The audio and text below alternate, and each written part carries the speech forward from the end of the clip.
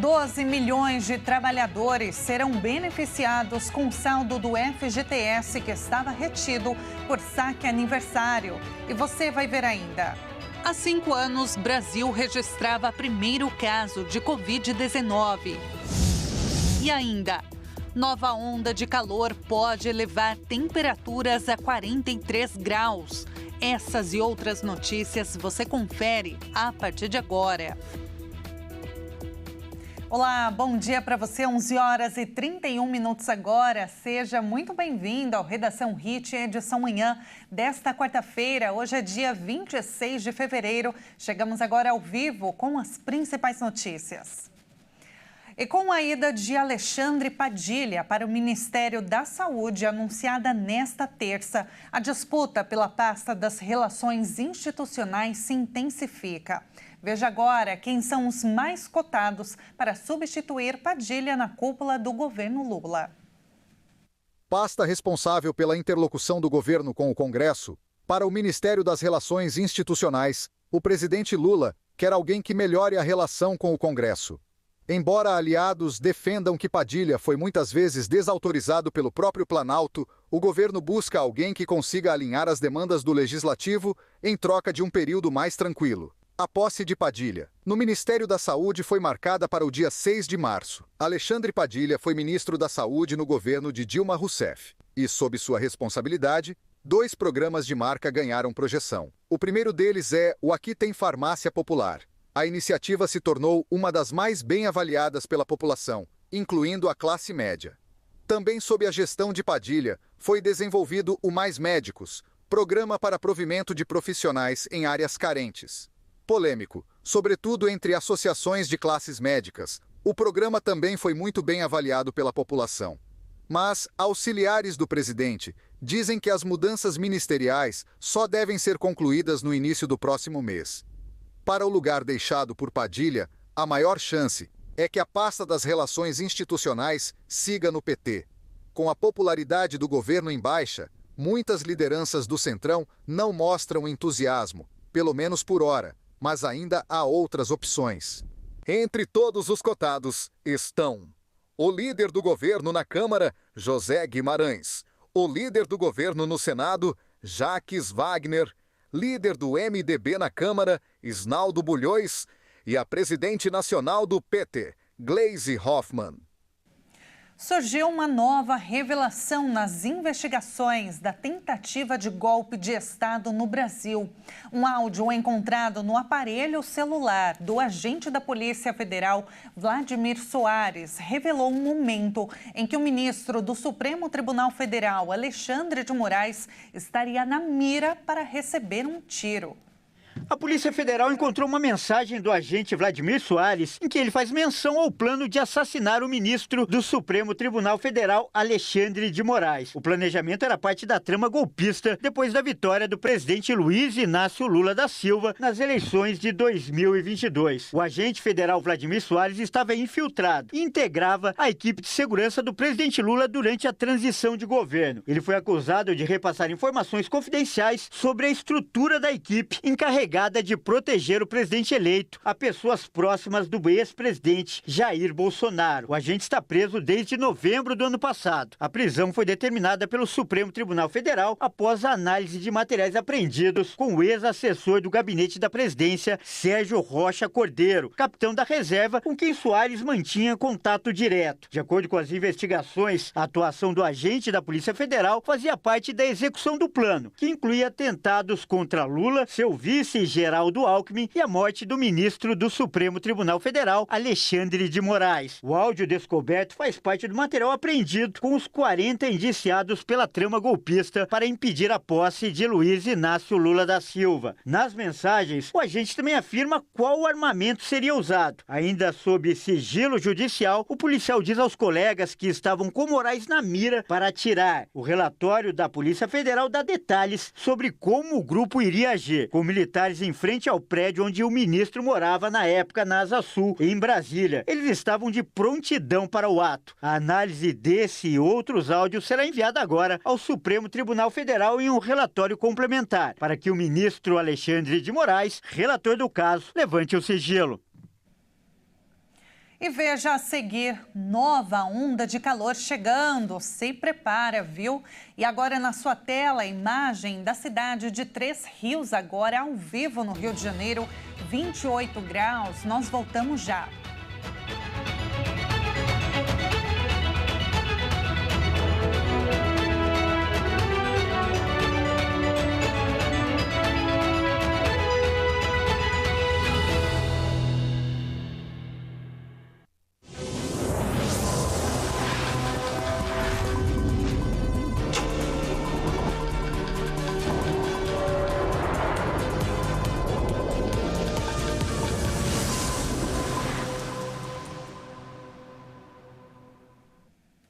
E o Redação Hit está de volta agora pelo horário de Brasília, 11 horas e 43 minutos. 38 minutos, aliás, já estou adiantando o horário. E olha, uma nova onda de calor chega ao país com temperaturas que podem passar dos 40 graus. Recordes de máximas devem ser registradas no sul e parte do sudeste e ainda do centro-oeste. A nova onda de calor deve chegar neste fim de semana, com temperaturas que devem superar os 40 graus em algumas regiões do país. O fenômeno deve durar todo o feriado prolongado, para a alegria de quem aproveitar para viajar. Esta é a quinta onda de calor registrada no país neste ano. 3 delas impactaram exclusivamente o sul do país e uma elevou as temperaturas no sudeste e no centro-oeste. Agora, deve atingir parte do centro-sul do Brasil. Ao menos 7 estados devem ser impactados pelas elevadas temperaturas nos próximos dias.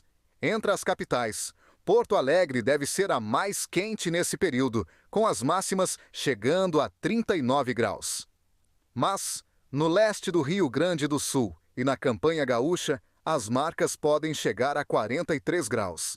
No sudeste, São Paulo também deve registrar temperaturas muito acima da média. A expectativa é de máxima de 34 graus, ou seja, 5 graus acima do esperado para o mês. Segundo meteorologistas, março deve ser quente em boa parte do Brasil, com marcas acima da média, principalmente no centro-leste do país e também na região amazônica.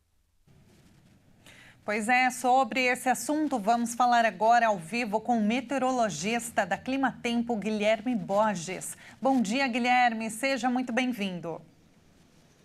Bom dia, prazer estar aqui com você. Prazer todo nosso.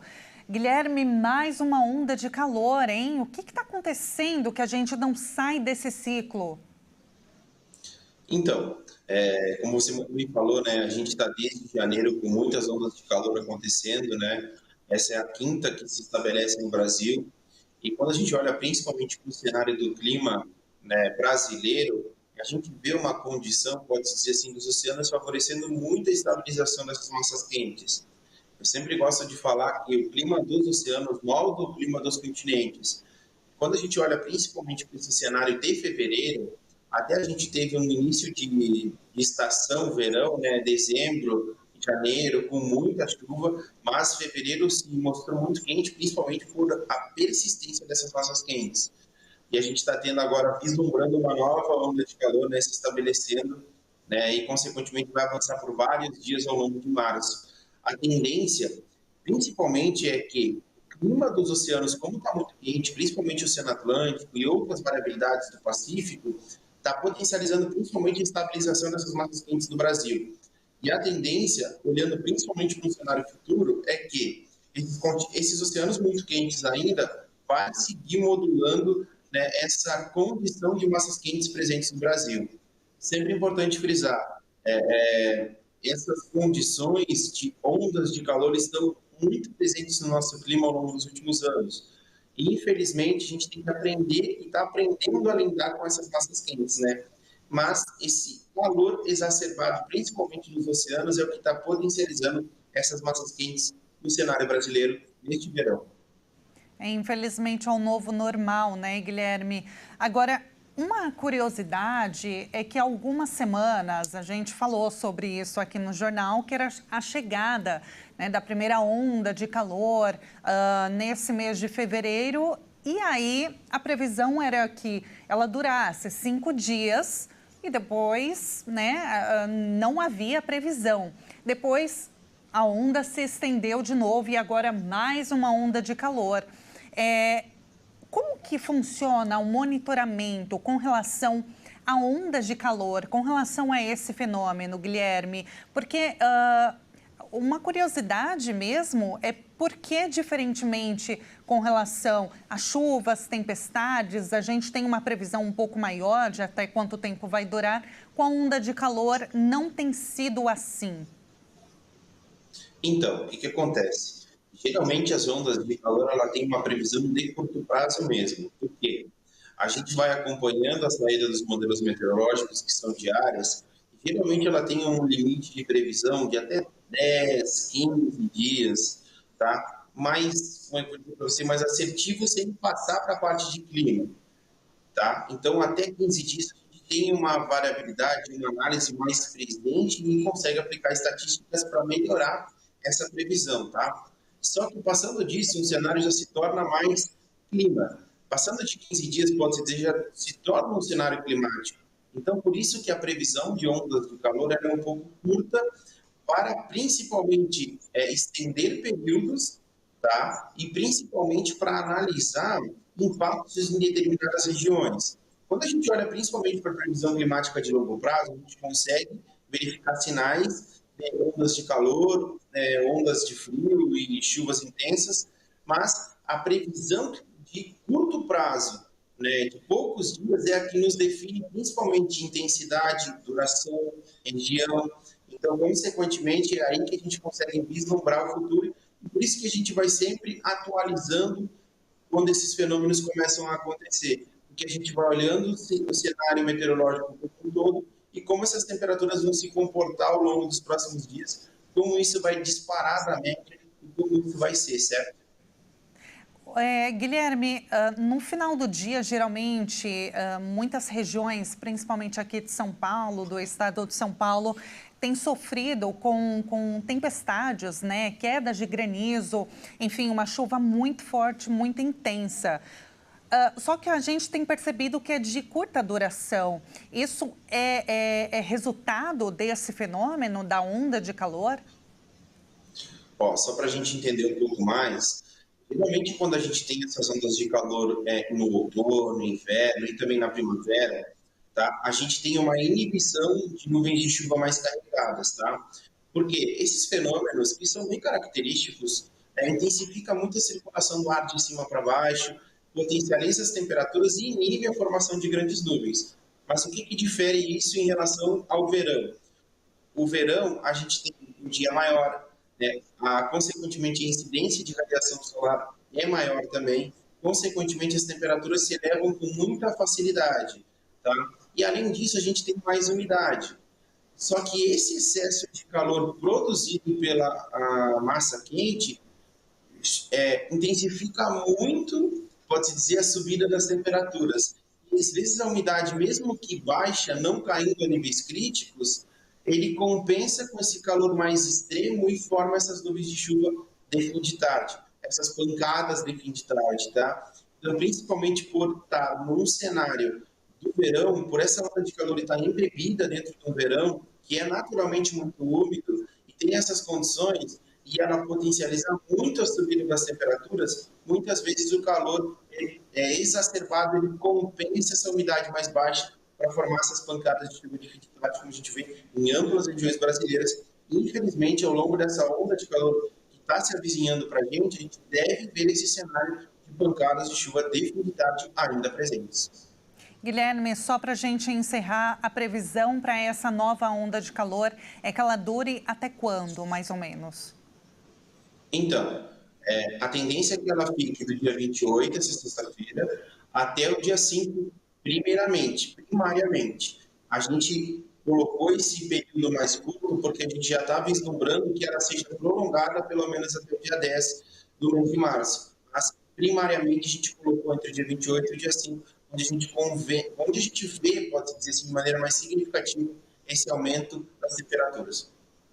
Bom, Guilherme, muito obrigada pela entrevista. A gente precisa, então, cuidar da saúde, né? Beber mais água, evitar atividades físicas nos períodos de maior incidência solar, tomar todos aqueles cuidados que a gente já conhece. Muito obrigada pela entrevista, Guilherme. Foi um prazer falar contigo. Até uma próxima. Obrigado, prazer estar aqui contigo. Um bom dia para você e para toda a audiência. Um ótimo dia para você também. Nós acabamos de falar com o meteorologista da Climatempo, Guilherme Borges. E olha, o governo anunciou nesta terça-feira uma vacina de dose única contra a dengue. O imunizante terá produção nacional e será distribuído pelo SUS em 2026. O imunizante será destinado para todas as faixas etárias. Segundo o governo, a disponibilização de 60 milhões de doses anuais vai começar em 2026 no SUS, junto com o Programa Nacional de Imunizações. Toda a produção será feita no Brasil, com investimento total de 1,6 bilhões de reais e financiamento de 100 milhões de reais pelo BNDES. O governo também afirma que a eficácia é de 79,6% em casos de dengue sintomática e 89% em casos graves. A vacina brasileira é tetravalente, ou seja, ela atua contra 4 tipos de variações da dengue. Atualmente, a vacinação pelo SUS é realizada para crianças e adolescentes de 10 a 14 anos. A vacinação é um dos pontos de crítica que a gestão da ministra da Saúde, Nízia Trindade, tem sofrido. Esse projeto vai permitir a partir de 2026, então não se trata de dar uma resposta para este momento, mas se a gente não fizer agora, a gente não tem no ano que vem, é óbvio, né? Nem vai ter futuro no país se a gente não pensar assim. No mês de fevereiro, o estado de São Paulo decretou emergência por dengue, após registrar 124 mil casos e 113 mortes em 2025. E faz 5 anos que o primeiro caso de Covid-19 foi confirmado em São Paulo. De lá para cá, a doença mudou a vida de muita gente. Há exatamente 5 anos, em 26 de fevereiro de 2020, foi confirmado o primeiro caso de Covid-19 no Brasil. Um homem de 61 anos, que havia viajado para a Itália e estava em atendimento no hospital israelita Albert Einstein. Ele sobreviveu. Em São Paulo, a equipe desse e outros grandes hospitais já estavam se preparando para enfrentar a doença que se espalhava pelo mundo todo. No Brasil, todos os serviços de saúde e toda a sociedade já estavam esperando o primeiro caso aparecer. Qualquer paciente que chegava ao serviço de emergência com sintomas de síndrome gripal era automaticamente colocado sob suspeita de Covid-19. Pouco tempo depois, os estados começaram a discutir as medidas de distanciamento. O Distrito Federal adotou as primeiras medidas em 11 de março, seguido nas semanas seguintes pelos principais estados. A escalada de casos na pandemia e a demora de ações de proteção na condução da crise sanitária levaram a cerca de 700 mil mortes no país e deixou sequelas na saúde mental de muitas pessoas. Além disso, causou muito prejuízo e um impacto devastador na economia do país. A Ucrânia aceitou um acordo com os Estados Unidos para a exploração de recursos minerais em seu território. A assinatura pode acontecer na próxima sexta-feira. A Ucrânia concentra cerca de 5% dos recursos minerais do mundo, que são valiosos para a indústria eletrônica, usados nas telas de televisão, celular, em motores de carros elétricos, até em componentes de jatos de combate. A receita seria destinada a um fundo recém-criado conjunto para a Ucrânia e Estados Unidos. Quando perguntado sobre o que a Ucrânia levaria em troca, Trump não respondeu diretamente e insistiu nas armas que Washington já forneceu ao país. E agora, com notícia do Brasil, o governo federal deve liberar mais de 10 bilhões de reais aos trabalhadores que foram demitidos e ficaram sem receber o FGTS por terem aderido ao chamado saque aniversário. Segundo cálculos preliminares, o valor deve dinamizar a economia. A medida provisória do governo federal deve liberar um valor estimado em 12 bilhões de reais na economia. Isso porque os trabalhadores que aderiram ao chamado saque aniversário e depois foram demitidos não puderam sacar o saldo do Fundo de Garantia do Tempo de Serviço. Essa era a condição para resgatar parte do recurso no mês de aniversário. O saque aniversário passou a valer em 2020.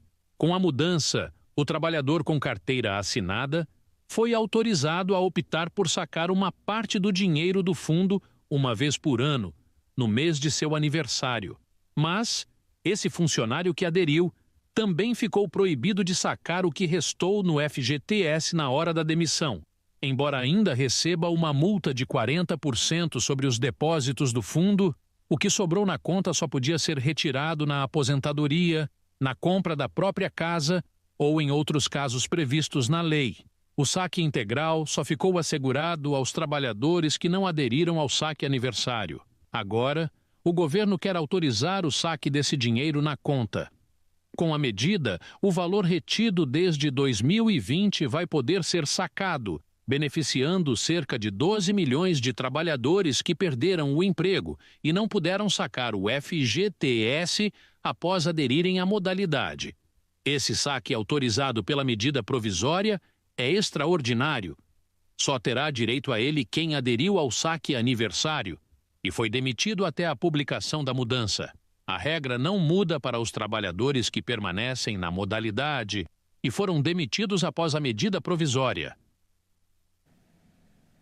E agora nós vamos conhecer um pouquinho de Tbilisi, a capital da Geórgia. Uma das capitais mais antigas da Europa, Tbilisi é o centro cultural, político e econômico da Geórgia por 15 séculos. Graças à posição geográfica do país entre a Europa e a Ásia, a culinária georgiana evoluiu para uma mistura única e tentadora de sabores requintados. Ao passear pelas ruas antigas, você verá um estilo conhecido como Tbilisi moderno, com edifícios decorados com fachadas e halls de entrada pintados, cada um pronto para contar sua própria história.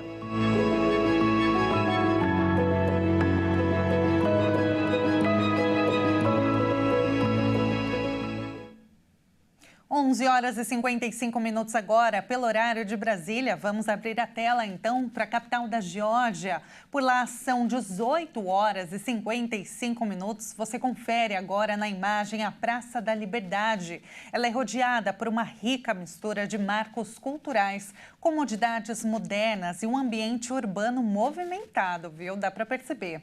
A praça é um importante ponto de encontro para locais, pessoas que moram lá e ainda turistas. Ao lado, no centro da cidade, a gente vê o Museu Nacional da Geórgia, nas proximidades, que abriga artefatos e grandes exposições.